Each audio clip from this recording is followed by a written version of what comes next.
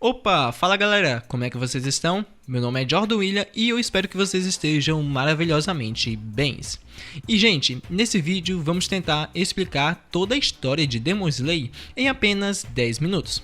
Com isso, já deixando de enrolação e já começando aqui a nossa bagaça, tudo começa, galera, há cerca de 1000 anos atrás, quando nasceu um menino frágil que estava tão doente que poderia morrer a qualquer momento. O garoto nasceu morto e sem pulso e também sem respiração, mas no momento da sua cremação, a criança começou a chorar pela primeira vez desde o seu nascimento. Dessa forma, o menino nasceu, porém, logo após o mesmo vir ao mundo, ele adquiriu uma doença desconhecida que o enfraqueceu muito e reduziu sua expectativa de vida para apenas 20 anos. Até que um dia, um médico que o cuidava deu à criança, que agora era um jovem, um remédio especial feito da flor do linho da aranha azul que salvou o mancebo. Porém, por consequência dele ter sido salvo, o mesmo acabou se transformando em um monstro desumano, que ansiava por comer carne humana. Essa aberração que o jovem havia se tornado não tinha nenhuma fraqueza no seu corpo a não ser a luz do sol. E embora que o rapaz tenha sido salvo da sua doença após ingerir o remédio, o mesmo acabou amaldiçoando sua própria família, que no caso era o clã Ubayashiki, que as suas gerações sofressem da mesma doença que ele na época que ele era criança. No entanto, a família, após perceber a doença, foi instruída por um sacerdote a matar o demônio primordial, que era o jovem, para salvar a sua linhagem. Dessa forma, a família Ubayashiki, cheia da grana que era, decidiu criar uma organização de espadachins poderosos na missão de caçar Muzan Kibutsuji, o demônio original. E essa organização, com o tempo, acabou que ficando conhecida como o Esquadrão dos Exterminadores de Onis. No mesmo tempo, para se proteger da família Ubayashiki, Muzan resolveu também criar seu próprio exército, e eles eram os 12 Kizukis, que serviu, além de ajudar Kibutsuji na sua batalha contra os caçadores, também para encontrar a flor do linho da aranha azul. Flor essa que prometia erradicar sua única fraqueza restante, que no caso era a luz do sol. Com isso, Muzan, junto com seus 12 luas, foram atrás dessa tal flor. Mais tarde, Muzan teve sua primeira experiência de quase morte graças ao irmão gêmeo de Kokushibo, Yorichi Tsugikone, que com sua força estrondosa para um espadachim, acabou que derrotando Kibutsuji. E embora Muzan tenha sobrevivido à luta, o mesmo ficou com um grande trauma daquele caçador pelo resto da sua vida. Depois dessa batalha, Yorichi demonstra para a família Kamado as formas da respiração do sol e dá para o chefe da casa os seus brincos de Hanafunda. Sobre Yoshi Kamado, ao ver as formas da respiração, rapidamente memorizou-las e passou para todos os seus descendentes os passos da respiração, que mais tarde ficaram conhecidas como a dança do Deus do Fogo. E é assim que o grande espadachim Yorichi está ligado à família Kamado. Alguns séculos depois, vemos o clã Kamado morando no topo de uma colina. Lá, eles viviam de uma maneira bem pacífica e tranquila, e tinham como os principais membros Tanjiro e Nezuko, que eram os filhos mais velhos do ex-chefe da casa, que tinha morrido. Nessa ocasião, Tanjiro, por ser o primogênito da família, cuidava das maiores partes das tarefas que exigiam força física, como vender carvão nas aldeias, por exemplo.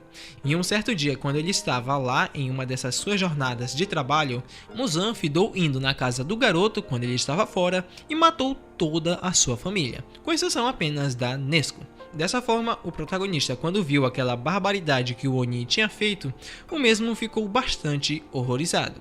Porém, logo que ele percebe que um dos membros da família ainda estava vivo, que no caso era a Nezuko, o jovem decidiu socorrê-la imediatamente. Todavia, como Nezuko havia se tornado um Oni após ela ser atacada por Muzan, a jovem começou a ter vontade de comer carne humana. Com isso, ela começou a atacar o seu irmão Tanjiro. Porém, tudo isso é impedido quando Tomioka, o pilar da água, chega para matar Nezuko. Entretanto, ele desiste disso logo em seguida que ele vê Tanjiro defendendo a sua irmã para ela não ser morta e também de ter visto a própria Nezuko controlando os seus impulsos demoníacos. Em seguida, depois dessa tragédia, Tanjiro é enviado por Tomioka a treinar com o antigo Hashira da água chamado Urokodaki, até que o personagem fique forte o suficiente para eliminar Muzan. No treinamento, o protagonista aprende como lutar e também a usar a respiração da água. Até que um certo dia, o garoto é enviado para a seleção final para garantir um emprego como caçador de demônios. Na prova, Tanjiro passa sem muitas dificuldades, e assim que ele é aprovado no exame, o mesmo ganha finalmente uma espada, e embarca junto com a sua irmã Nezuko, guardada em uma caixa especial nas suas costas, em suas primeiras missões como exterminador de Onis. Na sua primeira missão, Tanjiro enfrentou um demônio que roubava as mulheres de um vilarejo, e venceu o Oni taradão sem muitas complicações.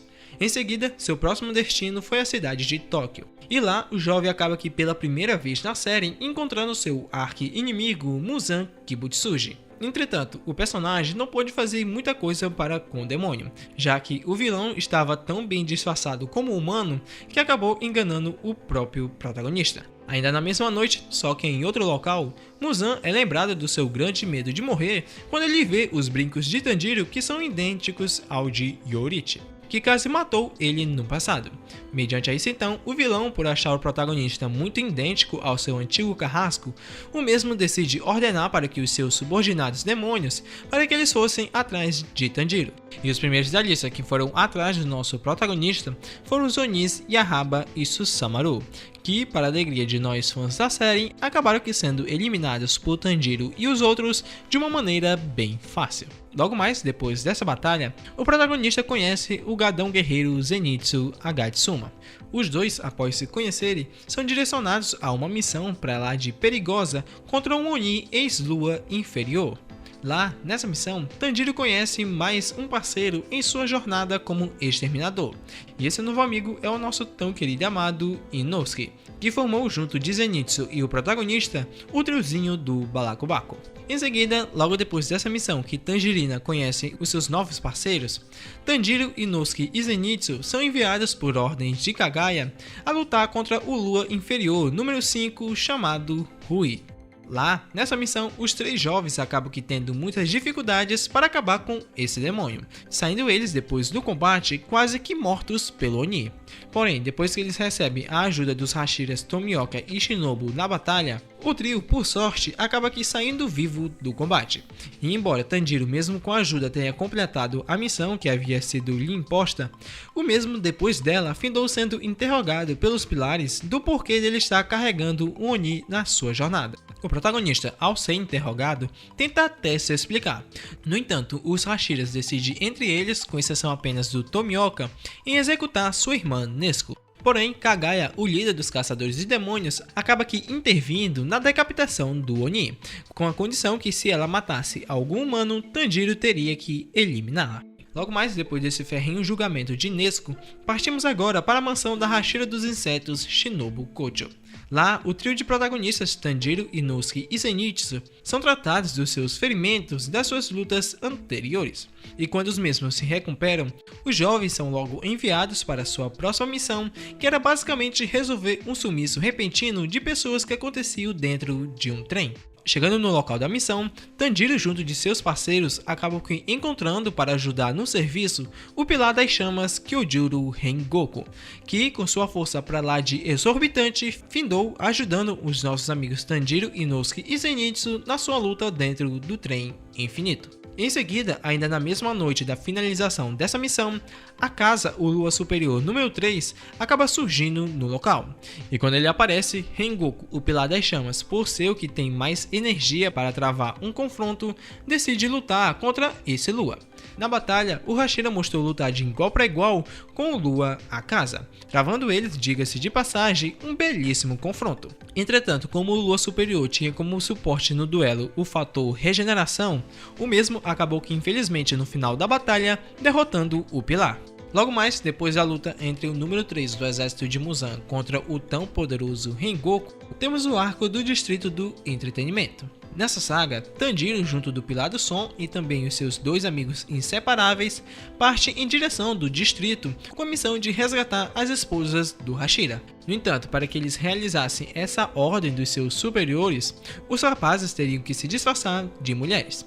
Porém, esse não foi o maior problema para os nossos garotos, já que Daki, a Lua Superior número 6, estava nesse distrito. E lógico, quando eles a acham, um combate para lá de frenético ocorre no distrito, no qual os nossos heróis, depois de muitas dificuldades e também braços e olhos perdidos, acabam que saindo vitoriosos. Em seguida, após essa saga, temos o arco da Vila dos Ferreiros, e ele começa com Tanjiro depois de ter quebrado a sua espada na luta anterior, indo em direção dessa vila para pegar uma espada nova. E o que parecia que seria uma saga bem tranquila e de desenvolvimento pessoal do nosso protagonista, acabou que sendo para o jovem mais outra batalha extremamente difícil, pois Muzan, depois de saber que um de seus luas havia sido derrotado, decidiu enviar para a Vila dos Ferreiros 2 luas logo de uma vez, que no caso eram os nossos inimigos Gyoko e Hantengo, que aliás deram muito trabalho para o nosso protagonista.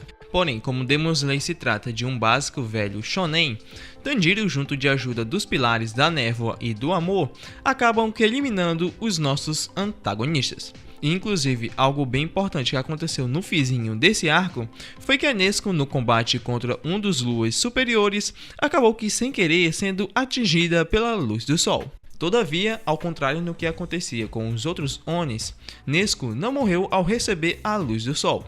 E isso imediatamente chamou muita atenção de Muzan, que queria esse poder. Com isso, logo depois de ele saber que a moça havia conquistado o sol, o vilão começou a armar um plano para sequestrar Nezuko. No entanto, sabendo os caçadores que Kibutsuji uma hora ou outra iria atrás da garota, os mesmos decidem treinar todos os seus espadachins para uma possível batalha contra Muzan, que, para a tristeza deles, acaba acontecendo, já que passando algum tempo desde que a Nezuko conseguiu andar no sol, o vilão apareceu dentro da casa da família Obayashiki em busca da moça Oni. Entretanto, quando ele chega lá, o mesmo é surpreendido por uma enorme explosão que quase o matou.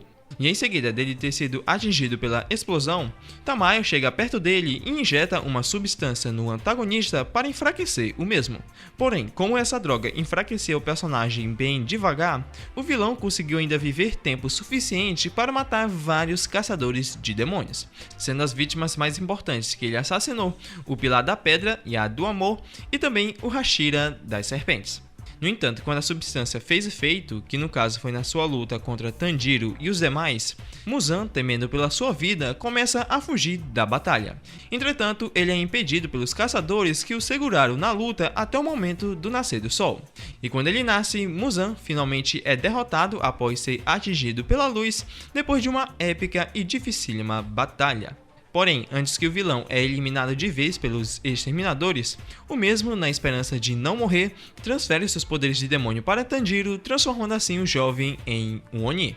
Com isso, quando o rapaz se transforma num demônio, o personagem começa a atacar quem ele vê pela frente. Porém, quando Kanai injeta uma droga que é capaz de transformar um Oni em humano, Tanjiro volta ao normal. Dessa forma, a história de Demon Slayer chega finalmente ao final, que termina com Tanjiro, Inosuke, Nezuko e Zenitsu morando juntos em uma casa, o que foi até que bem bonitinho. E assim, galera, finalmente terminamos o nosso vídeo. Se você gostou, não se esqueça de deixar o seu like e também de se inscrever no canal, pois isso ajuda muito. Sem mais delongas, eu vou ficando por aqui e eu espero que você nunca use drogas e até o próximo vídeo. Fui!